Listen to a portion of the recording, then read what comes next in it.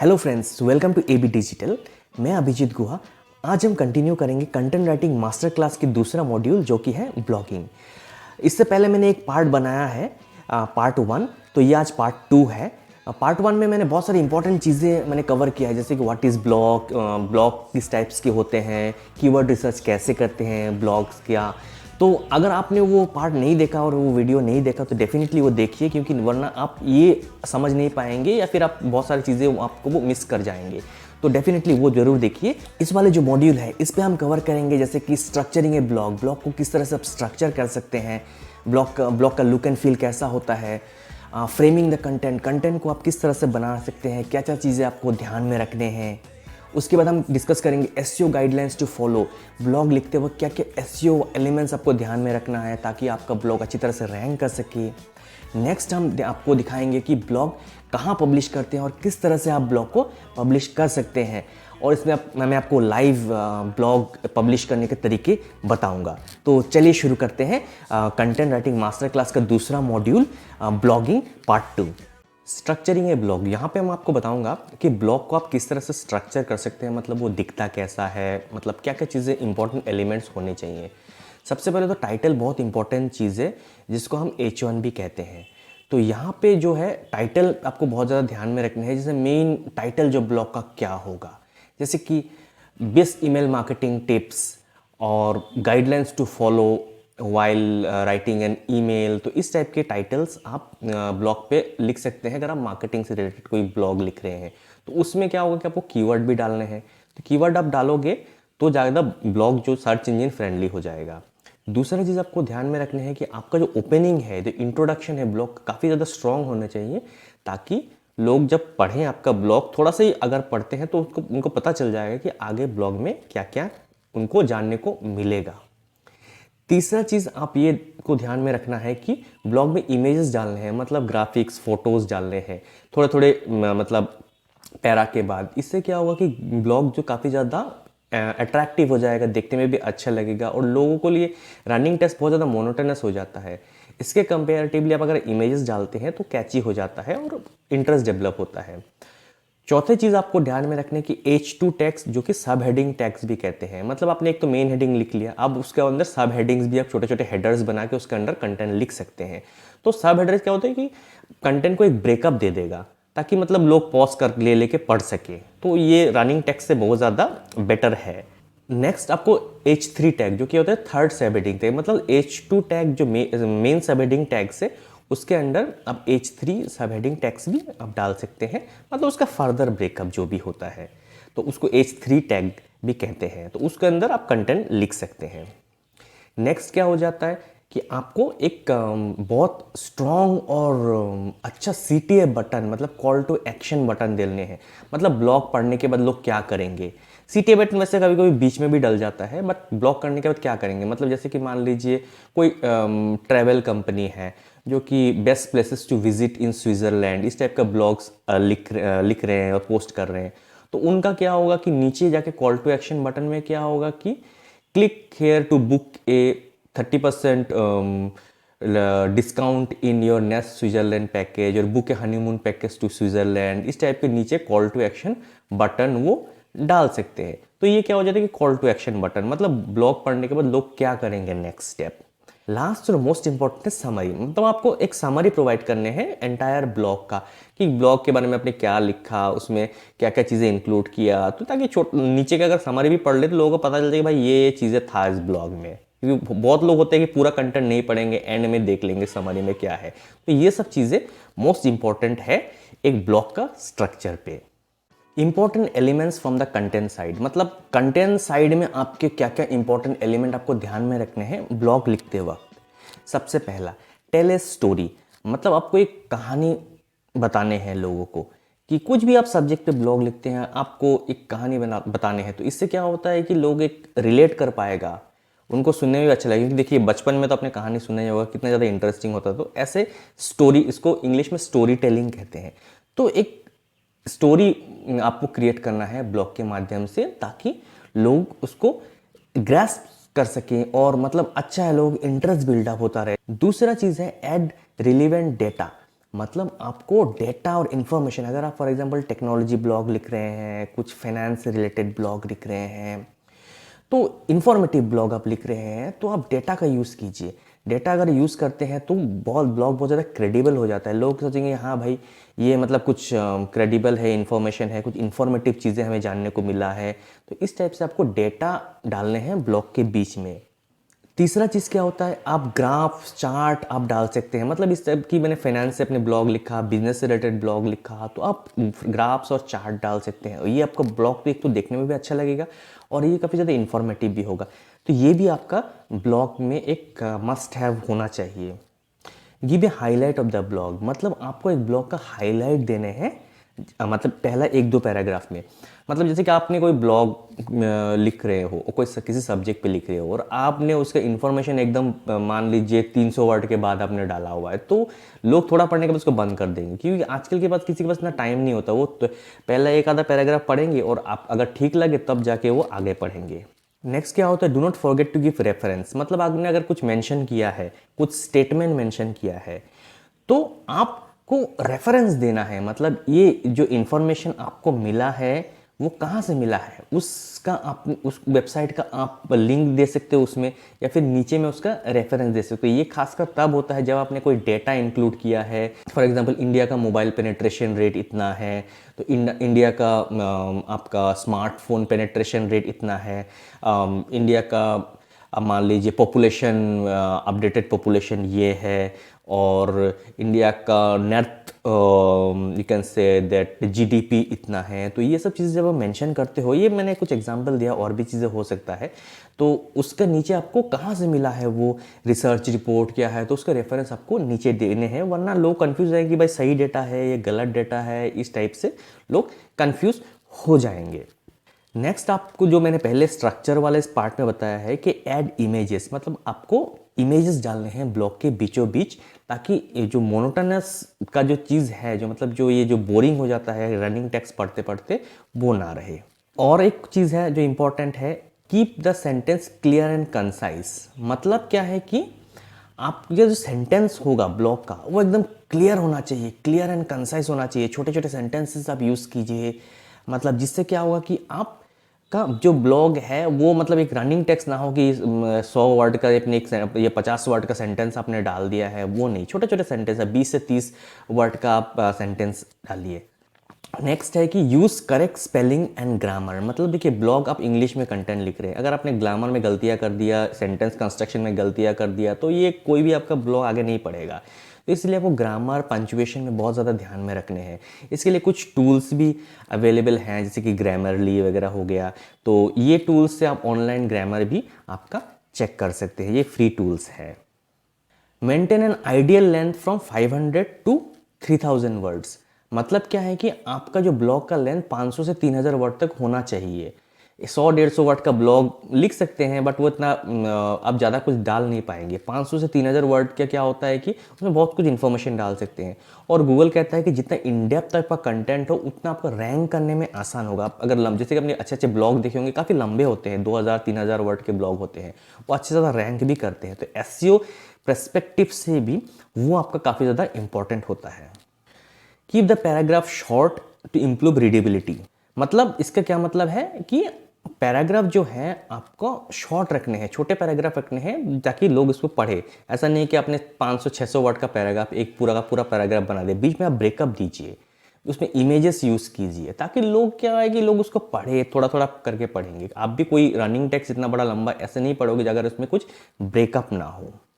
Proof read the content before publishing. मतलब अभी आपने ब्लॉग लिख लिया, आप उसको पब्लिश करोगे, तो इसके लिए आपको प्रूफ रीड करना बहुत ज़रूरी है। अच्छे से कंटेंट को पढ़िए, ताकि इसमें कुछ ग्रामर मिस्टेक ना हो, कुछ अपने फैक्ट्स गलत ना डाले हों। तो ये सब चीज़ें आपको पढ़ना बहुत ज़रूरी है। इसलिए 2 बार कम से कम प्रूफ रीड कीजिए, या फिर हो सके तो अपने कोई किसी दोस्त को दे दीजिए कि मैंने ये ब्लॉग लिखा, देखो भाई कैसा है, तो उससे भी आपको बहुत ज़्यादा इन्फॉर्मेशन मिल जाएगा। Important elements from SEO side. मतलब देखिए ब्लॉग आप जब लिख रहे हैं, आपको एसईओ वाले पार्ट को बहुत ध्यान में रखने हैं, क्योंकि आप भी चाहेंगे कि आपका ब्लॉग जो है वो अच्छी तरह से गूगल में रैंक करे। तो इसीलिए आपको एसईओ वाला एलिमेंट को बहुत गौर करने हैं। तो क्या क्या चीज़ें हैं, क्या क्या चीज़ें आप ध्यान में रखेंगे एसईओ का। पहला है कि ऐड ऑप्टिमाइज्ड इमेजेस, मतलब जब आप इमेजेस यूज़ करेंगे ब्लॉग में, जैसे कि मेन इमेज अपने एक यूज़ कर लिया, आप अंदर की छोटे छोटे इमेजेस यूज़ करेंगे, कोई रेफरेंस चार्ट का इमेज यूज़ करेंगे, तो ये इमेजेस अगर ज़्यादा साइज़ बड़े बड़े इमेजेस हो तो क्या होगा, वो लोड नहीं कर पाएगा। क्योंकि मतलब जिसका का for example internet connection slow है तो वो आपका ब्लॉग, वो इमेजेस खुलेंगे ही नहीं। तो इमेजेस जो है कंप्रेस करके आप डाला कीजिए।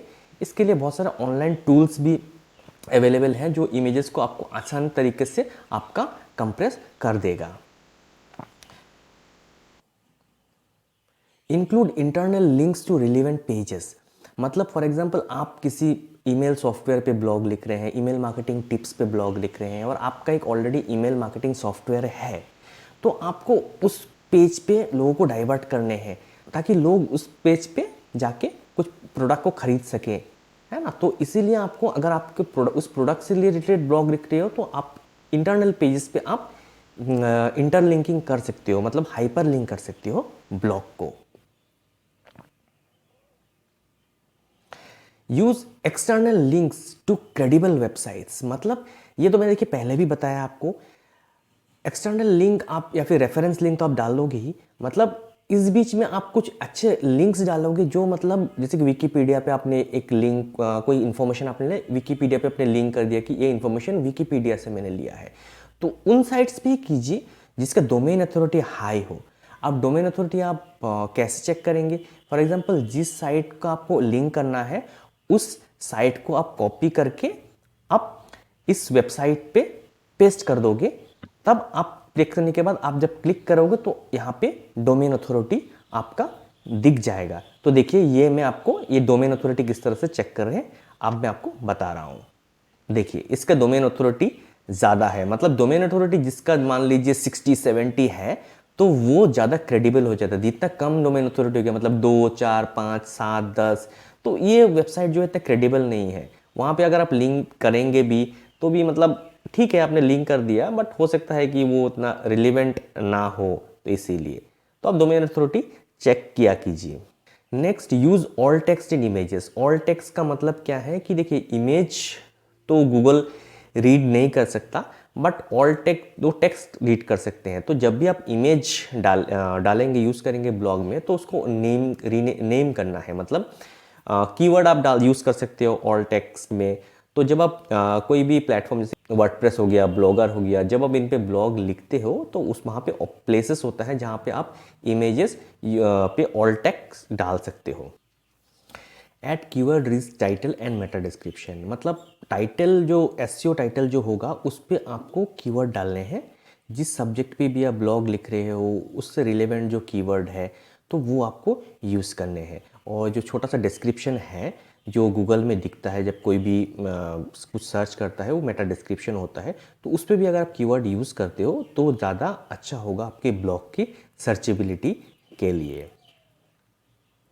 Create a user friendly URL for the blog, मतलब आपको जो है जो यूआरएल जो ब्लॉग का है वो यूज़र फ्रेंडली रखने हैं ताकि लोग जो ब्लॉग को पढ़े, जब पहला जो ब्लॉग आए, फॉर एग्जांपल कहीं पे भी अपने सोशल मीडिया में भी पेस्ट किया है तो देख के मतलब वो अच्छा लगे, लोगों को समझ में आए इस यूआरएल के साथ। ऐसा अगर कुछ आपने रैंडमली यूआरएल उठा के डाल दिया है जिसका कोई रिलीवेंसी नहीं है, रैंडम डिजिट्स है, रैंडम कुछ टेक्स्ट है XYZ जिसका कोई मीनिंगफुल नहीं है, तो उसमें क्या होगा, लोग कंफ्यूज रहेंगे ये सही में है ब्लॉग, कुछ इंपॉर्टेंट है या फिर कोई स्पैम वगैरह तो नहीं है जहाँ हम क्लिक करने के बाद कुछ फाइनेंशियल लॉस हो सके। तो इसीलिए आपको काफ़ी ज़्यादा क्लियरिटी मेंटेन करने हैं अपने ब्लॉग के जो यूआरएल में, वो सर्च के लिए भी आपका फ़ायदेमंद होगा।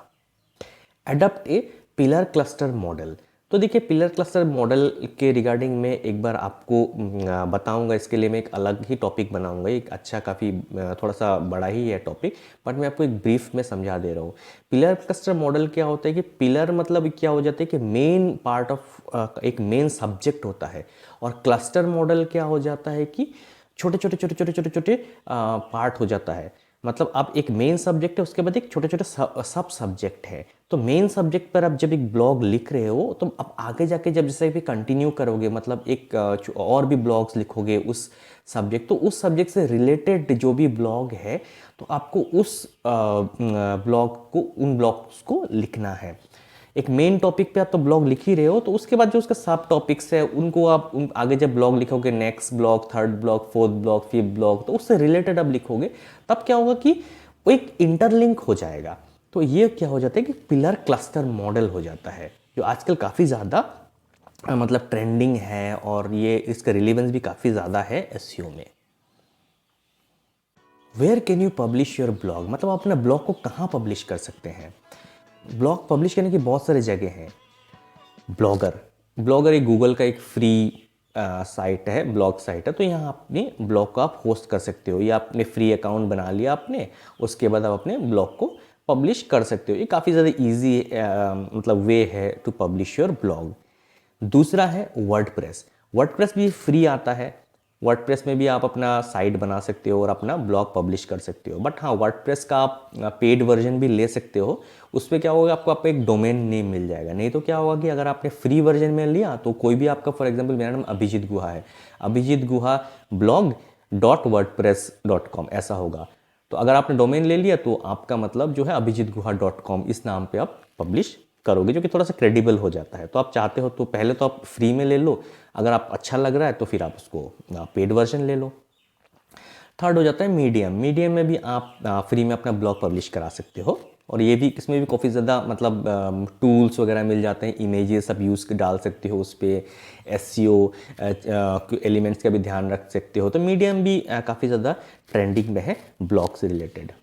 नेक्स्ट है कि लिंक्डइन। लिंक्डइन पे आजकल बहुत ज़्यादा ट्रेंडिंग है ब्लॉग, मतलब लोग आप ब्लॉग पोस्ट कर सकते हो अपने लिंक्डइन अकाउंट में, एज ए पोस्ट कर सकते हो। और लिंक्डइन में लोग इसलिए प्रीफर करते हैं ब्लॉग पोस्ट करना क्योंकि लिंक्डइन में नेटवर्किंग है। फॉर एग्जाम्पल आपका 5,000 फॉलोअर है, तो आपने ब्लॉग पोस्ट किया कि बहुतों के पास नोटिफिकेशन चला जाएगा, तो उसमें क्या होता है कि वैसे ही आपको ऑडियंस आपका ब्लॉग को देखने लगेगा।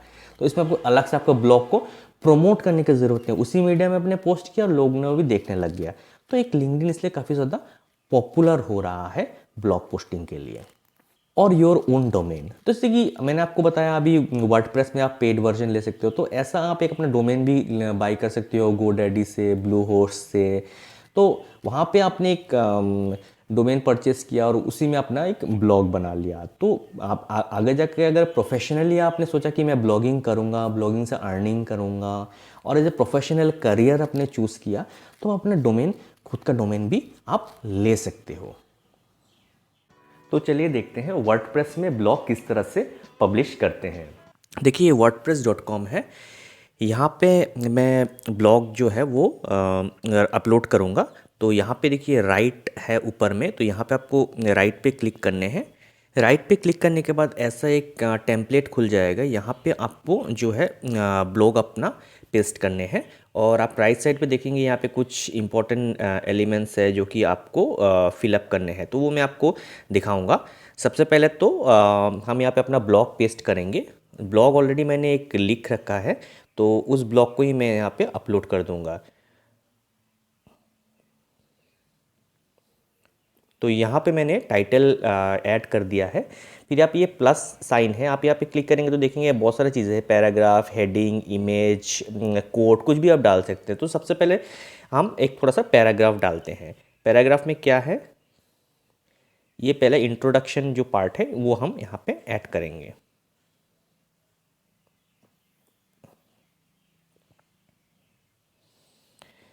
ये देखिए इंट्रोडक्शन वाला पार्ट मैंने ऐड कर लिया। अब हम क्या करेंगे, अब हम इस पर टाइटल डालेंगे, मतलब छोटे छोटे जो H2 टाइटल्स है वो डालेंगे। तो चलिए देखते हैं, H2 टाइटल डालते हैं। तो यहाँ पे आप क्लिक करते हैं और हेडिंग्स पे जाएंगे। हेडिंग्स पे क्लिक करते हैं, ये देखिए यहाँ पे आ गया हेडिंग। तो इसको हम यहाँ से एक पेस्ट करते हैं, कॉपी करके पेस्ट करेंगे। ये चलिए मान लीजिए ये, ठीक है। तो यहाँ पे हमने पेस्ट कर दिया। क्राफ्ट एंगेजिंग सब्जेक्ट लाइन्स हमारा सेकंड H2 टाइप। बट ये H2 टाइटल्स कैसा है कि अब मैं देखूंगा कि हाँ ये देखिए H2 टाइटल। आप अगर आप चाहते हैं तो इसको H3 भी कर सकते हैं, मतलब सब हेडिंग भी कर सकते हैं, या फिर H4 भी कर सकते हैं, उससे ज़्यादा सब हेडिंग भी कर सकते हैं। तो फिलहाल ये मेरा H2 टाइटल ही हम इस पर रखते हैं। ठीक है, तो यहाँ पे मैंने इसका कंटेंट डाल दिया। ये देखिए, इसको मैंने यहाँ पे कंटेंट ऐड कर रहा हूँ। ये पैराग्राफ में चला गया मैं, और ये मैंने कंटेंट पेस्ट कर दिया। तो सिमिलरली देखिए, मैंने ये तीन टाइटल ऐड किया, सब टाइटल जो H2 है, और इसके साथ मैंने जो कंटेंट ऐड किया। अब मैं ये पूरा नहीं कर रहा हूँ।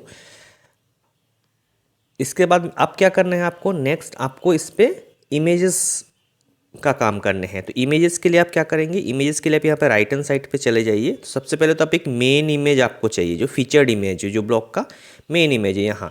तो फीचर्ड इमेज के लिए हम यहाँ पे क्लिक करेंगे। क्लिक करने के बाद गूगल फोटोज़ के साथ भी लिंक्ड है, पिक्सल के साथ भी लिंक्ड है। तो अब मैं मीडिया लाइब्रेरी में चला जाता हूँ।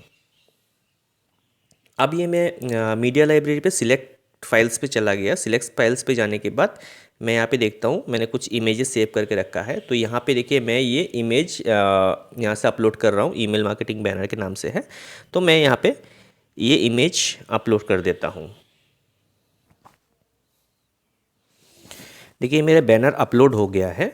अब मैं इस पर ऑल टेक्स्ट डालूंगा, जो मैंने पहले आपको बताया था। इसमें ऑल टेक्स्ट में मैं ईमेल मार्केटिंग टिप्स डाल देता हूँ, ईमेल मार्केटिंग टिप्स डाल देता हूँ। ठीक है, तो ये कैप्शन भी आप डाल सकते हैं, डिस्क्रिप्शन, ईमेल मार्केटिंग के बारे में थोड़ा सा डिस्क्रिप्शन भी आप डाल सकते हो, बट अभी फिलहाल मैं नहीं डाल रहा और उसको सेटअप फीचर्ड इमेज कर देता हूँ। तो ये फीचर्ड इमेज हो गया है, देखिए आ गया है यहाँ पे। अब आपको जो इन बिटवीन जो टाइटल्स, इसके जो सब टाइटल्स है H2, इस पर भी आपको इमेजेस डालने हैं। तो यहाँ पे आप क्या करेंगे, यहाँ पे आप ऐसे क्लिक कर देंगे। तो यहाँ पे आप, मैंने ऐसा दिया, यहाँ पे इमेज, छोटे इमेजेस में डाल देता हूँ। ये मैंने एक इमेज अपलोड कर दिया है। एक और दूसरा भी हम कर देते हैं।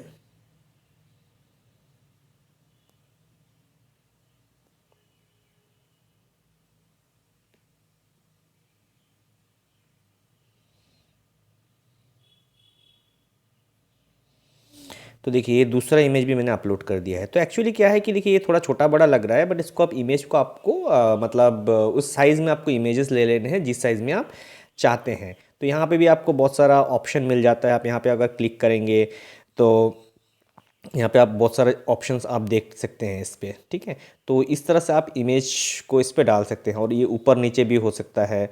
तो यहाँ पे बहुत सारा ड्रैग एंड ड्रॉप का ऑप्शन भी है, तो वो भी आप कर सकते हैं। तो यूज़, तो इस तरह से आपको ये सब चीज़ें अपडेट करने के बाद आपको यहाँ पे जाने हैं, और यहाँ पे टैग्स डालने हैं, मतलब डिजिटल मार्केटिंग से रिलेटेड। अब मान लीजिए ईमेल मार्केटिंग का है, तो ईमेल मार्केटिंग मैं यहाँ पे अपलोड ऐसा कर सकता हूँ, ईमेल मार्केटिंग टिप्स। तो इसमें मैंने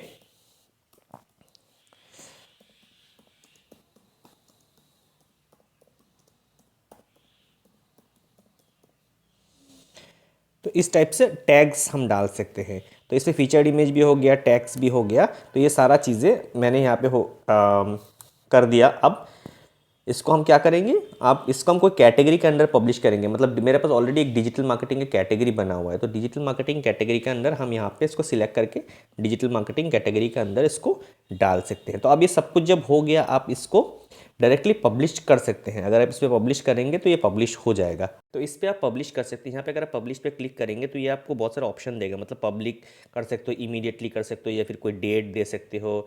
तो और भी आप यहाँ पे ऑप्शन है, यहाँ पे शेयर दिस पोस्ट का ऑप्शन है। तो ईमेल भी कर सकते हो आप लोगों को, अगर आपके पास कुछ सब्सक्राइबर्स वगैरह है, पोस्ट एंड ईमेल, लोगों के पास ईमेल नोटिफिकेशन चला जाएगा। ऐसे वर्डप्रेस बहुत सारे ऑप्शंस प्रोवाइड करता है यूज़र्स को। तो ये सब चीज़ें का बेनिफिट आप उठा सकते हैं। तो फिलहाल मैं ये पब्लिश नहीं कर रहा, क्योंकि ये मेरा ब्लॉग जो है कंप्लीट नहीं है। तो मैं इसको एज ए ड्राफ्ट में सेव कर दूंगा। तो यहाँ पर ड्राफ्ट पे सेव करने के बाद क्या होगा कि ये मैं बाद में पब्लिश कर सकता हूँ।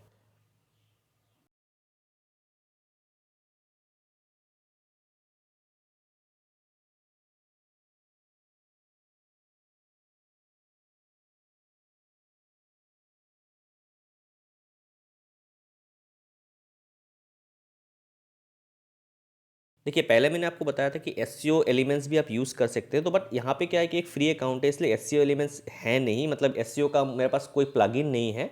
बट अगर आपका पेड अकाउंट है तो प्लगइन्स यूज़ कर सकते हो, जिस पे आप मेटा डिस्क्रिप्शंस वगैरह डाल सकते हो। अगर आप यहाँ पे क्लिक करेंगे लेफ्ट साइड में, यहाँ पे बहुत सारे आपको प्लगइन्स दिख जाएंगे। तो ये देखिए यहाँ पे, ये देखिए प्लगइन्स हैं। यहाँ पे मैंने क्लिक किया तो ये वाला विंडो खुल के आ गया। यहाँ पे देखिए योस्ट एसईओ प्रीमियम, एसईओ से रिलेटेड प्लगइन है। तो यहाँ पे आप ऐसे क्लिक करेंगे सर्च इंजन ऑप्टिमाइजेशन, तो एसईओ से रिलेटेड जो भी प्लगइन्स है सब आपको दिख जाएगा ऐसे। तो ये जो प्लगइन है आप ये चूज़ कर सकते हैं। ये कुछ पेड अमाउंट है, बट ये एक योस्ट एसईओ का फ्री प्लगइन भी है। बट ये अगर आप वर्डप्रेस का अगर आपका पेड वर्जन है, मतलब जो फ्री वर्जन नहीं है पेड वर्जन है, तो आप ये वाला प्लगइन भी आप ले सकते हैं। तो ये आपको फ्री में मिल जाएगा। ये वैसे काफ़ी काम का प्लगइन है। यहाँ पे आपको मेटा डिस्क्रिप्शंस वगैरह किस तरह से आप अपलोड करेंगे, सेट करेंगे, वो सारा चीज़ें आपको इस वाले प्लगइन पे मिल जाएगा। वो आराम से आप कर सकते हैं यूज़। देखिए मैंने ऑलरेडी एक ब्लॉग पहले पब्लिश किया हुआ है, वो मैं आपको एक प्रीव्यू दिखा देता हूँ। यहाँ पे मैं एक व्यू पे चला जाता हूँ। ये देखिए, how to design a perfect landing page to boost mobile app download. तो ये मैंने एक ऑलरेडी पोस्ट पहले पब्लिश किया था। वो देखिए किस तरह से ये ब्लॉग है। ये देखिए, देखा आपने यहाँ पे।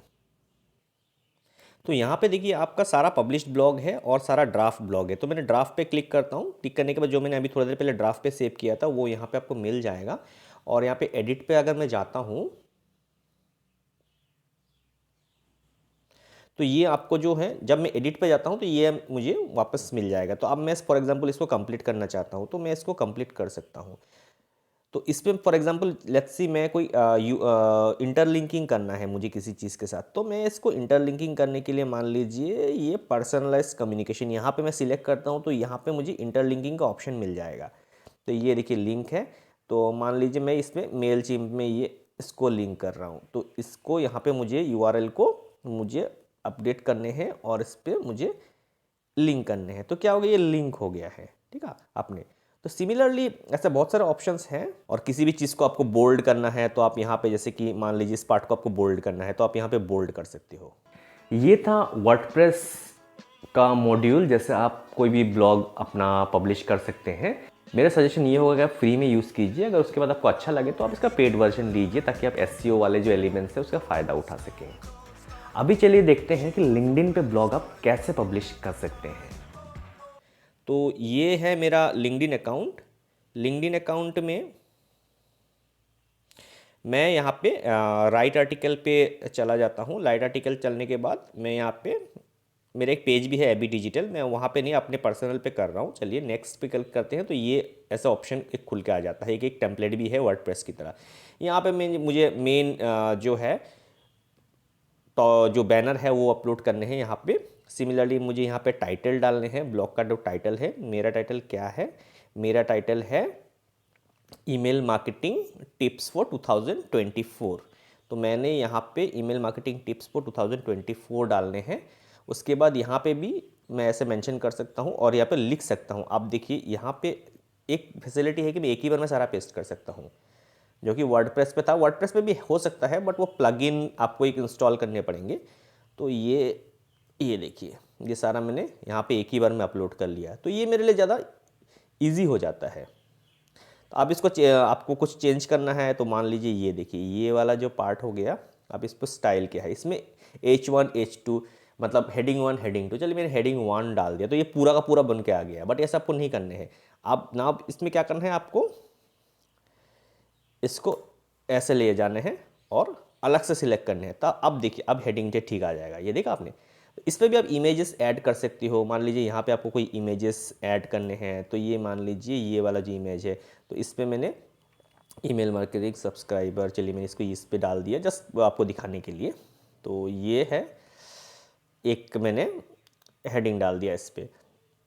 तो सिमिलरली मुझे कुछ हाइपर लिंक करना है। तो हाइपर लिंक करने के लिए भी मुझे यहाँ पे करिए ऐसे सिलेक्ट और इसको लिंक कीजिए। तो यहाँ पे आपका जो है हाइपर लिंक, यहाँ पे आप लिंक पेस्ट कर सकते हो। तो इस तरह से इसमें बोल्ड इटैलिक्स का भी है, बोल्ड कर सकते हो।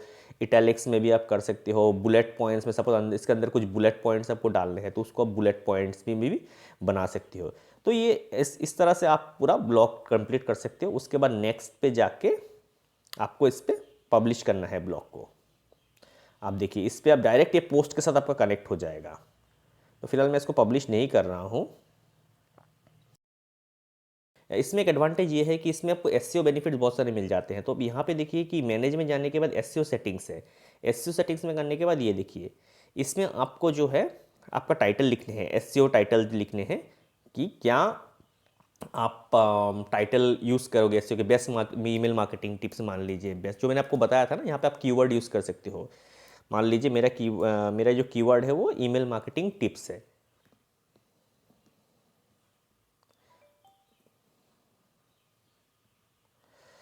ये ईमेल मार्केटिंग टिप्स है। तो यहाँ पे मैं डिस्क्रिप्शन भी डाल देता हूँ, थोड़ा सा डिस्क्रिप्शन डाल देता हूँ, ईमेल मार्केटिंग टिप्स। चलिए, ये मैंने डिस्क्रिप्शन भी यहाँ पे डाल दिया है। तो email marketing is a powerful business, here are some email marketing essential tips to email marketing list. तो ये 160 कैरेक्टर का आपका जो डिस्क्रिप्शन है, जो कि मतलब एसईओ पैरामीटर्स के अंडर ही है। इसमें टाइटल में आप 20 ईमेल मार्केटिंग टिप्स, इस तरह से आप इसको ब्रेकअप पे भी डाल सकते हो।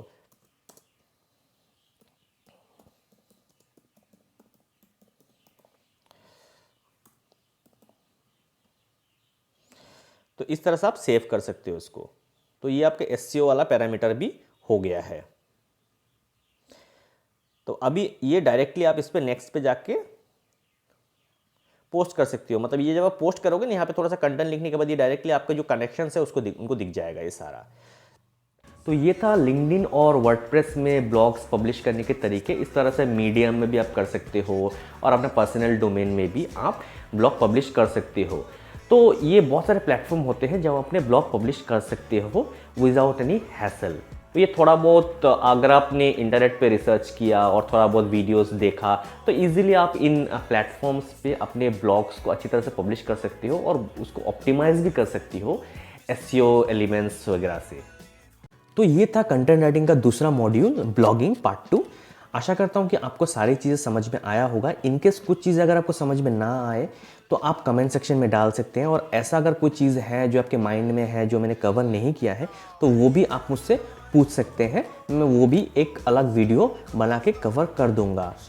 आप मेरे चैनल को लाइक और सब्सक्राइब कीजिए और नोटिफिकेशन बेल भी दबाइए, क्योंकि अगर आप नोटिफिकेशन बेल पे क्लिक करेंगे तभी अगर मैं कोई नया वीडियो डालता हूं तो इमीडिएटली आपके पास वो नोटिफिकेशन आ जाएगा। ये complete content writing master class का फ्री कोर्स चल रहा है। इस कोर्स को आप, मेरा रिक्वेस्ट है कि हर वीडियो को अच्छी तरह से देखिए और आगे सारे वीडियोज़ को गौर से देखिए, ताकि आप इस कोर्स को कंप्लीट करने के बाद एक सक्सेसफुल कंटेंट राइटर बन सकें। और अगर आप ऑलरेडी कंटेंट राइटर हैं, आपका नॉलेज को आप एनहेंस कर सकें। तो wait for my next video. तब तक के लिए हैप्पी लर्निंग।